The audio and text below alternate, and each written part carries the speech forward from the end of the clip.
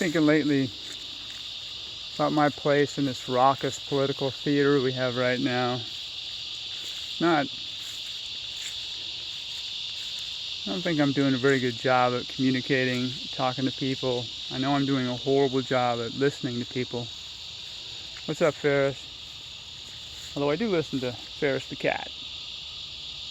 Ferris is about 3 shades of cool and about 4 shades of handsome, if you know what I'm saying. Ferris, where's Sheldon, your little brother? Huh? Go find him. You gotta look out for him. Anyway, back to the political theater. I don't think we are that different, those on the left and those on the right. I think if we started out communicating about what we share in common. I think about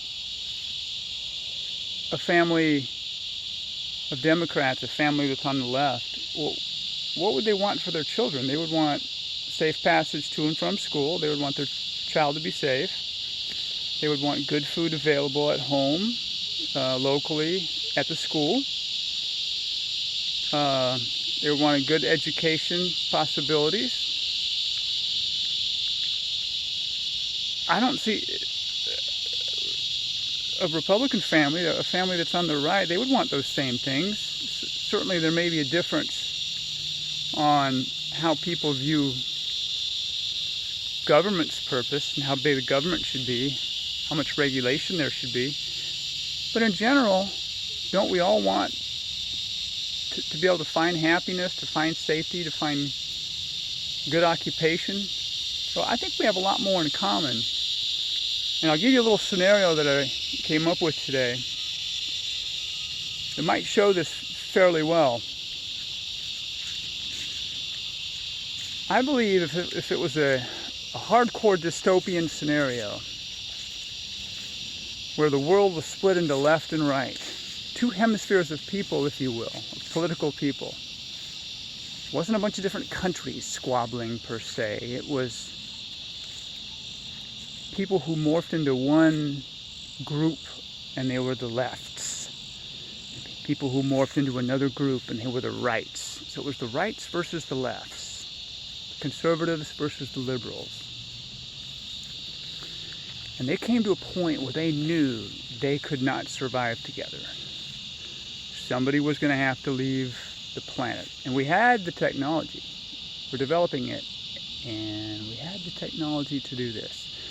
So they came down to a very high-tech process called the coin flip.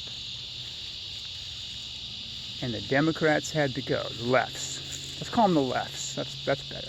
The lefts left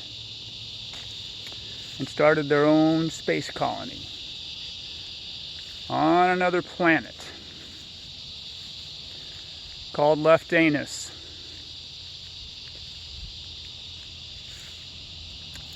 Okay, let's go with it. I said it. Let's go with it. So on Leftanus, after a while, there quickly developed a couple different factions. There was the Bill Maher faction and the Colbert faction. And these lefts in Leftanus, they kind of split down the middle. The ones who were more moderate or closer to their old right ancestors on Earth, they began to be mocked. These guys had these shows, they had these networks, they had television program where they were laughing at the more moderate side of the lefts. They split in 2, so there were conservative lefts and liberal lefts. And they started fighting at political disharmony, disunity. So they sent radio signals back to Earth and said, hey, how are you guys doing?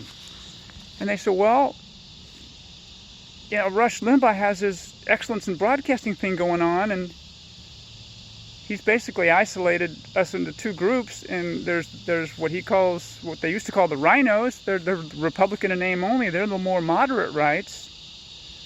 A little bit similar to the way you guys used to be, and then we got the more conservative rights, and they're fighting, and it's just... Okay, you get my point. I might be going too far on this here, but pretty sure if the Democrats disappeared, Rush Limbaugh would still find a way to have his program, wouldn't he? It wouldn't be kumbaya and harmony. If all of a sudden everybody that you on the left imagined vanished, all the Republicans and the right, the wacko righties vanished. Think Bill Maher could no longer have a program? Nothing else could happen there? I don't think we're that different. I think we need to find commonality, start there. I think we also need to look at each other and say, okay, what's your point of reference? If you're following a logical process to get to your opinions of where you are now, what was your starting point? Where did you come from? Let's talk about that. We can compare each other's logic, but if we first look at where we started from, what point we started with our thought process, go from there, we'll probably have better dialogue. Probably do a lot better. And maybe we could even set examples for our elected officials.